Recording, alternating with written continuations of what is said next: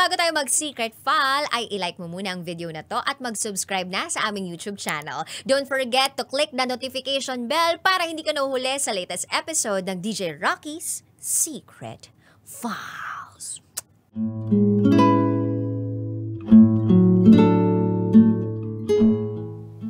And now, it's time for DJ Rocky's Secret Files with Jello.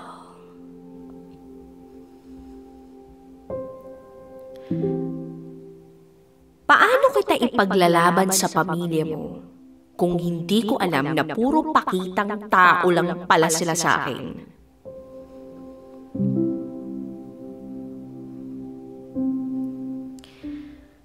Hi DJ Rocky at DJ Jello. Itago niyo ako sa pangalang Archer. At ito, ang aking secret file. Maniniwala ba kaya kayo kung sasabihin kong na love at first sight ako noong makita ko ang isang babae? Itago na lang natin yung babae sa pangalang Matet. Si Matet ay mestiza, bagamat hindi Chinese. Balikan ko lang yung time na pumunta siya sa lugar namin para daanan yung mga kasama niya na a-attend sa isang youth encounter sa kabilang simbahan. Nakatambay kami noon ng mga barkada ko sa harap ng tindahan sa tapat ng bahay na pinuntahan niya. Nung time na yon, puro kami kabataang lalaki sa lugar namin. Meron ding mangilang-ilan na dalaga. Pero ika nga, hindi talo. Sumama kami ng mga barkada ko na magatid sa kanila. At habang nasa daan kami, inalam ko sa taga rito sa amin kung anong pangalan niya. Sabi sa akin, siya, si Ate Matet yun. Presidente ng youth choir ng simbahan. Magaling din yun maggitara. Fast forward, dumating yung time na naghahanap sila ng mga bagong miyembro. Inaya ko yung mga barkada ko na sumali. Lakas ng loob, no? Kahit alam ko naman na wala akong talento sa pagkanta. Pero aaminin ko, bago pa man ako pumasok sa choir, hindi talaga ako palasimba. At eto ako ngayon, halos buong linggo ng mga misa, ina-attendan ko. Grabe, no? Ginamit ko pa si Lord para sa pansariling interes ko. Hanggang sa nalaman na rin ng mga ibang choir member na may pagtingin ako kay Matet. Lahat sila nagbigay ng paalala sa akin. Sabi nila, Kuya, marami na nagtangka, lahat sila bigo. Baka hindi mo kayanin yung parents niya. Dahil doon, lalo akong na-challenge at naglakas loob. At nang makaipon na ako ng lakas ng loob at kapal na mukha, nagsabi ako kay Matet, Matet, pwede ba ako makaakit ng ligaw sa inyo? Ang naging sagot niya lang sa akin ay, seryoso ka? Mabilis akong sumagot ng, oo! Pumayag naman siya, DJ Rocky at DJ Jello. Hanggang sa dumating na yung araw na itinakda para magpunta ako sa bahay nila.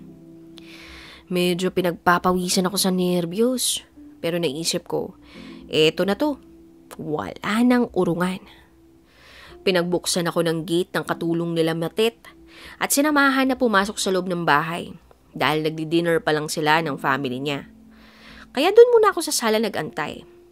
After nilang kumain, lumabas si Matet kasama yung mommy niya at yung youngest brother niya. Unang impression ko sa mommy niya, mukhang masungit at istrikta. Natatakot na tuloy ako. Sabi sa akin ng mommy niya, maupo ka. Hindi pa man dumadampi ang puwetan ko sa sofa nila. Nagtanong ang mami niya sa akin, anong ginagawa mo rito? Seryoso ka ba kay Matet? Magkasunod niya na itinanong sa akin yun. Lumakas lalo ang kaba ko na halos maihi ako sa nerbiyos. Sumagot ako ng, Ma'am, hindi po ako pumunta rito at haharap sa inyo kung hindi po malinis ang intensyon ko. Nasindak ako nung sumagot siya ng, ano namang ipapakain mo sa anak ko? Napalunok na lang tuloy ako at naisip ko, ba't ganun agad ang tanong niya sa akin? Sumagot ako at sabi ko, Ma'am, maniligaw pa lang naman po ako. Pero kung aabot po kami ron, alam ko po na hindi ko mahihigitan o mapapantayan yung maginhawa niyang buhay ngayon. Pero pinapangako ko po na hindi po siya dadanas ng hirap. Yun lang at tumayo ang mami niya. Iniwang kaming dalawa ni Matet sa sala. Pagkaiwan sa amin ng mami niya, nagsalita si Matet. May sasabihin ka ba? Natuyo na yata yung laway ko noon at hindi ako makapagsalita, DJ Rocky at DJ Jello. Tumayo si Matet at kumuha ng baso na may tubig. Sabi niya, uminom ka muna. Nang makabalik na ako sa wisyo ko, ipinagtapat ko kay Matet yung hangarin ko sa kanya. Sagot niya sa akin, kaya mo bang mag-antay? Siyempre, oo ang sagot ko. Sabi niya, sige, antayin mong makatapos ako ng college. Naisip ko, hala, mahigit 1 year pa yun. Pero nakapagbigay na ako ng commitment na pangangatawanan ko ang paghihintay sa kanya. Fast forward, dumating ang pinakahinihintay kong araw, yung graduation day ni Matet. Paglipas ng ilang araw, dumalaw ako sa kanila. Sabi niya, tara simba tayo. Walking distance lang naman yung simbahan sa bahay nila. After ng misa, sabi niya, gusto mong malaman yung sagot ko sa'yo? Ang tugon ko sa kanya ay, ano na nga bang lagay ko sa'yo, Matet? Then sumagot siya ng, oo Archer, tayo na. DJ Rocky at DJ Jello, gusto kong sumigaw at magtatalon sa sobrang tuwa nun. Ang saya-saya ko. Hindi ko makakalimutan ang petsa kahit kailan. May 23, 1991. Yun ang petsa kung kailan ako unang nagkaroon ng girlfriend si Matet. At oo, ako rin ang unang boyfriend niya. Kaso nga lang, hindi pa man namin na-enjoy yung bago naming relasyon na dalawa, may nangyaring hindi namin gaanong inaasahan na sumubok agad sa tibay ng pagmamahala na meron kami ni Matet. Pinadala si Matet ng parents niya sa Belgium, dun sa mga tita niya. Pagkatapos ng ilang buwan, lumipat siya sa Dubai. Kasi nakahanap siya ng trabaho sa Dubai International Hotel bilang front desk officer. Kaya naging long distance ang relationship namin. Tanging sulat lang o snail mail ang naging ugnayan namin. Pero kahit ganun, hindi kami pumalya sa pagpapadala ng liham sa isa't isa. Pagkatapos ng 1 taon, nakapagbakasyon si Matet sa Pilipinas. Tuwing narito siya, sinisiguro namin na bawat oras na magkasama kami ay sulit na sulit. Pagkatapos ng 2 taon niya na kontrata sa Dubai, lumipat naman siya sa Bahrain para magkasama na sila ng daddy niya doon sa hotel na pinagtatrabahuan nito. Bago dumating ang 4th anniversary namin, napag-usapan namin na isasama ko siya sa amin para makilala naman niya yung mga magulang ko. May 23, 1995. Nagpahanda pa ako ng lunch sa mama ko. Pinuntahan ko siya sa simbahan kasi yun ang napag-usapan namin kung saan kami magkikita. Pero lumipas ang oras ng tanghalian, inabot na lang ako ng 2:30 ng hapon. Hindi talaga dumating si Matet. Hindi ko alam kung bakit siya hindi sumipot. Ang bigat ng dibdib ko, napaiyak na lang ako, DJ Rocky at DJ Jello. Pagsapit ng 6:00 ng hapon, nagpasya ako, umuwi na lang. Naglalakad ako noon. At nung lampasan ko ng bahay nila, nakasalubong ko si Matet. Kasama ko. Kasama ang mami niya. Pero hindi niya ako pinansin. Naglalakad lang siya na nakayuko. Pero alam kong nakikita niya akong umiiyak ng mga oras na yun. Hindi ko alam kung anong nagawa akong mali sa kanya at biglang ganun na lang ang trato niya sa akin. Pagdating ko sa bahay, pilit kong tinatawagan sa telepono si Matet. Pero hindi ibinibigay ng parents ni Matet sa kanya yung telepono. Pag sinasabi ko ang pangalan ko, binababa nila yung tawag. Kinabukasan, nagpatulong ako sa best friend ni Matet para lang magkausap kami. Sinet up yung usapan sa bahay nila. Pagdating doon ni Matet, nakita kong mugtong-mugto ang mga mata niya. Tinanong ko siya, Matet, anong nangyari? Ba't hindi ka dumating? Ba't di mo man lang ako pinansin nung magkasalubong tayo? Sunod-sunod ang mga naging tanong ko sa kanya. At isa lang ang naging sagot niya sa akin.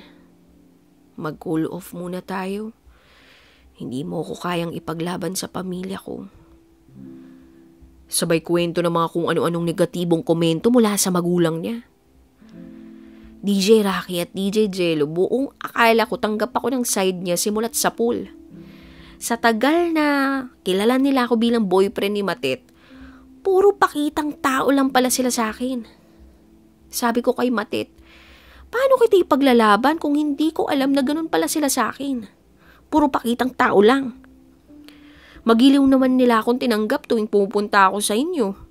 Maayos silang makitungo at makipag-usap. Tapos malaman-laman ko, tanging bunsong kapatid mo lang pala ang nagtatanggol sa akin tuwing may masama silang sinasabi habang nasa abroad ka. Lumipas ang ilang araw, nawalan ako ng ganang makisalamuha sa ibang tao. Naglaylo na rin ako sa choir. Kinausap ni Matet ang ate ko at yung ibang choir members. Eto nga ang nalaman ko. Nagigilty raw siya na mahal niya raw ako at hindi niya ako niloko. Naiipit lang daw siya sa sitwasyon kasi pinapipili siya ng magulang niya. Kung sila ba o ako, na kung ako raw ang pipiliin niya, kalimutan niya na raw sila. At sila nga ang pinili ni Matet just to please them. Yun ang dahilan kung bakit hindi siya dumating sa tugpuan namin sa simbahan. Sila palang dahilan kung bakit hindi siya tumupad sa usapan namin. Paglipas ng 2 taon, bumalik na si Matet dito sa Pilipinas for good. Pinahanap niya ako sa common friend namin para magkausap kami. Agad ko siyang pinuntahan sa isang mall kung saan namasukan siya bilang management trainee. At habang pauwi kami, sabi niya sa akin, bakit hindi ka gumawa ng paraan para magkaroon ulit tayo ng communication? Ang aga mo namang sumuko.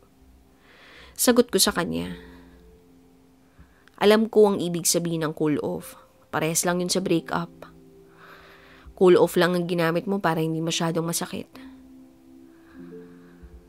Matet, hindi agad mawawala yung pagmamahal ko para sa'yo.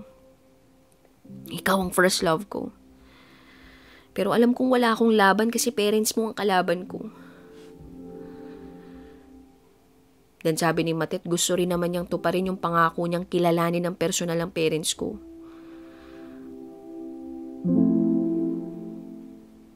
Kaya isinama ko siya sa amin. At sa wakas nakilala niya yung buong pamilya ko. Sa gitna ng lahat na itanong ko sa kanya ang isang bagay. Pwede pa ba nating dugtungan yung nakaraan natin? Then ang sagot niya sa akin, Archer, sorry pero may boyfriend na ako. Nasa Bahrain din siya.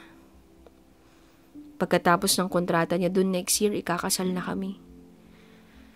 Sobrang bigat ng loob ko nang marinig ko yun mula sa kanya. Pero kinailangan kong tanggapin na hanggang dun na lang talaga ang ugnayan naming dalawa ni Matet.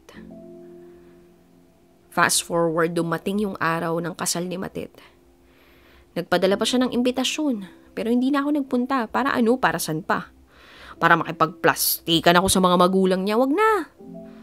At isa pa, masakit para sa akin na makita siyang ikinakasal sa iba. Dapat ako yun eh. Dapat ako yun. Ayoko rin makita yung mga magulang niya na siyang dahilan kung bakit nahadlangan ang relasyon naming dalawa. Pero sa kabila ng lahat, gusto kong pasalamatan si Matet. Lalo na sa mga magagandang alaalang iniwan niya sa akin. Sa mga pinagsamahan namin. Siguro nga, iilan lang kaming dalawa sa mga taong pinagtagpo pero hindi naman talaga itinadhana. Hanggang dito na lang po. Muli, ako si Archer. At ito, ang aking secret file.